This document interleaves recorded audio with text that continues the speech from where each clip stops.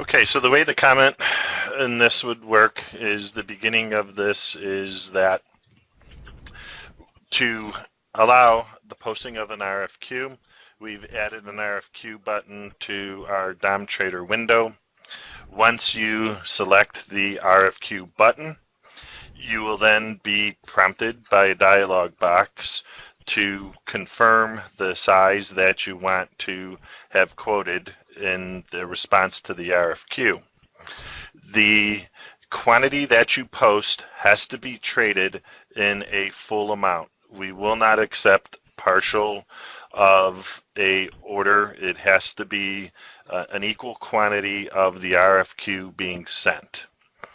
There is the ability to send the expiration time of your RFQ in the market. So by clicking on the button next to the expiration, it allows me to define the amount of time for this particular RFQ. By default, we set it to 5 minutes. In the example here, I'm going to change it to be a 2-minute RFQ. So when I click on the big send button, the RFQ is now working in the market, and it is showing that there's 333 left in the third period. No, so there's 330.28 left.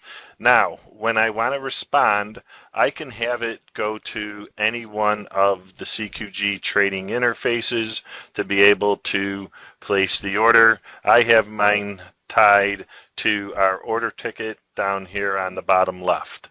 When I click on the respond to that 50 lot RFQ, it will automatically change the price, or sorry, the quantity to the 50 lot, and it will focus in the market where the last trades had occurred within the market. So, of course, I can move the price up or down as I want with either typing in the price field or increasing or decreasing the price with an up and down arrow.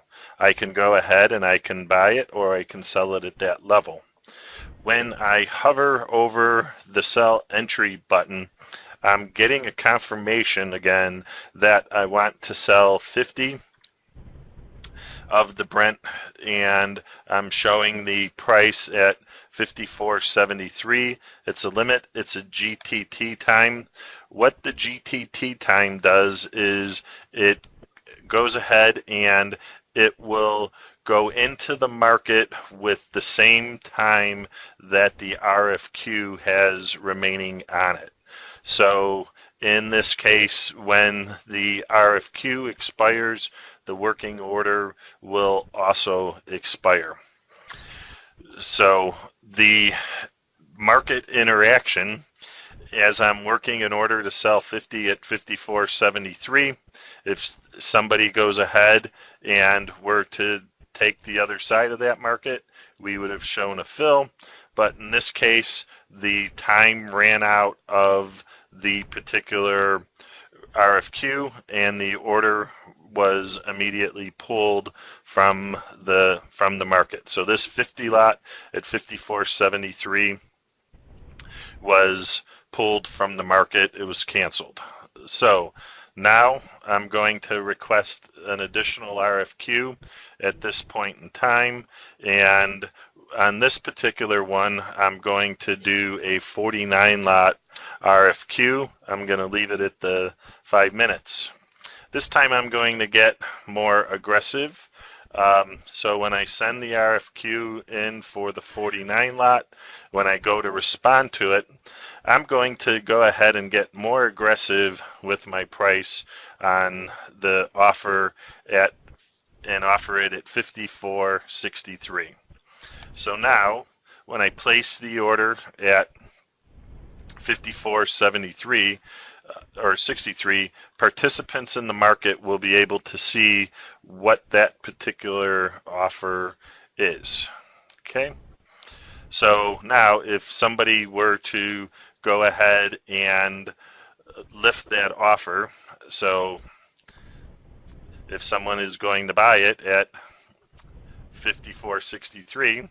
Okay, so now you see that the order was filled and I'm able to show you that the order was filled at the price of 63. So we're going to select, instead of looking at all accounts, we're going to only select the account that we are trading in. And so when I apply that particular change, here is the 40 lot sell at 54.63. If we go to the market, we don't see anything any longer at 54.63. We show no indication that any trade has occurred at 54.63 or that there's any information. What will occur is after 4 minutes, CQG to the CQG users will go ahead and notify anybody on the CQG system that a 49 lot trade occurred at 54.63 after the 4 minute period of time. The concept of why we're doing that delay before anybody besides the market participant knows is that it allows for the individuals that are making the market to be able to hedge their way out of the particular positions that they would have in the market. The next thing that we're showing you within this particular demo is we have a broker who is auto quoting into the market using Excel. So as you see by the display, they're using a source price to create a market where they will continuously be quoting a 25 lot bid and a 25 lot offer within the market, working off of a Excel spreadsheet. So if I want to go ahead, and even if I don't want to put out an RFQ, but I want to hit the bid on the 25 lot, I can select the price, and I can trade against that particular 25 lot. And once again, I have to be in the account of 12, and I show that I sold the 25 lot at the price of 54.65.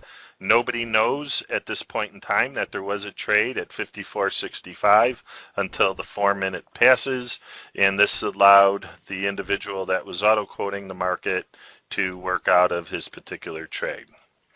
Now, once again, if we go back down and view the price of 54.63, we're now showing that there was a trade that occurred of 49 contracts at 54.63 at that point in time.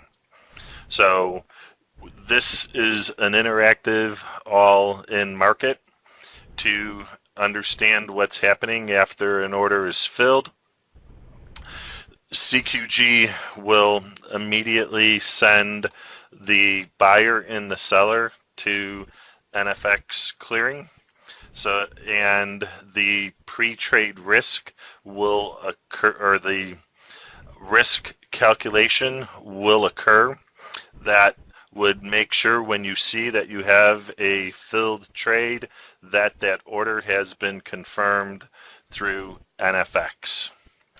If, as an example, I were to go ahead and go into an account, and even if I'm hitting or going through the price of the bid, okay, you need to be enabled to be on CQG to be able to go ahead and trade the particular strategy.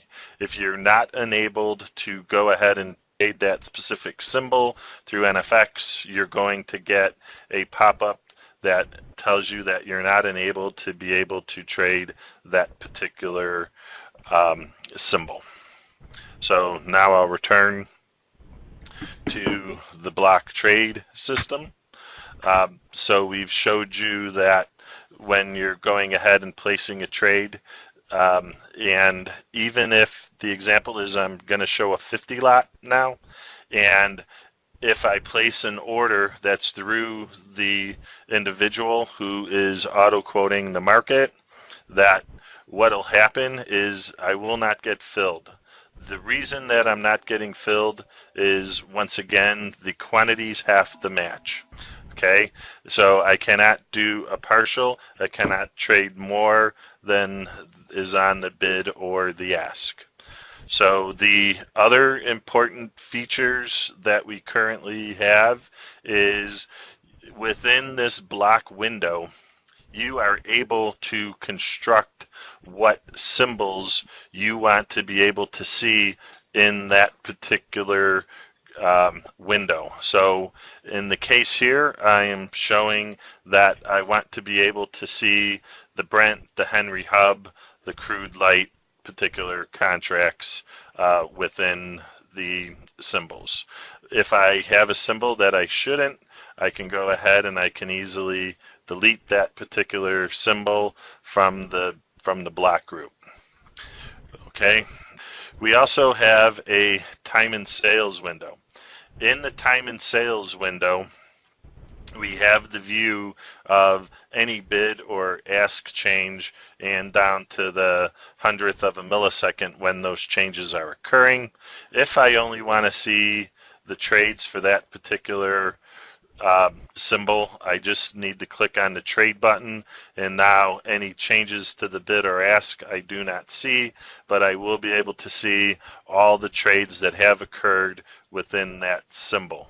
Once again, this screen will not be updated until 4 minutes after a trade has occurred. This would allow, once again, the participant to work out of his trade that he did. The capabilities, as I was showing you through multiple accounts, a trader can have access to multiple trading accounts. I can either do all the trading accounts, or I can select to the specific account I want to see the order actions on. Okay. There's two other things that were occurring in my toolbar. Is in the messaging, I'm able to see that when I'm sending the messages, I'm also able to get a notification through the client when it is the unsolicited cancel by the exchange. What this is the timer that I showed you before. When time runs out, any working order that you have will be pulled. And that this RFQ was sent successfully. So we have the messaging window set up to automatically email you a fill from CQG. So in this instance, the response will come from CQG that your order is filled. Here we're showing you that you sold 25 of your 25 lot order at a price of $54.65. So any internal accounting systems can be you can send an email to a distribution group. You can view all trades and download them directly into Excel. There are fix APIs that we can also do drop copies for those particular instances to interface into any accounting system. So within the demo, we've been able to we'll just go through this piece one more time. So once again, through the demo, if you have multiple people that are inserting RFQs, individuals can submit RFQs for any quantity that they currently want to do. So you can have multiple people initiating RFQs, and with a response to the RFQ, multiple people can go ahead and respond to the particular RFQ and be able to view the participants that are viewing the market. So right now I'm offering 60 at $54.70. So other participants can come into the market and offer trades to tighten up the market if they see the trading opportunity, as I think someone just did at $54.69. So what's viewable to the market participants is you're able to view where you have working orders within the book to be able to see where the other market participants are placing orders. All right. Anything else? We've gone through time and sales. We've gone through the black trade window. We've gone through entering an order. We've gone through that the market is an active market. We've gone through that the quantities, if they don't match exactly, will not occur. So we've gone through all those particular pieces. We've shown the trades. We've shown that the order was canceled when the time expires. We've shown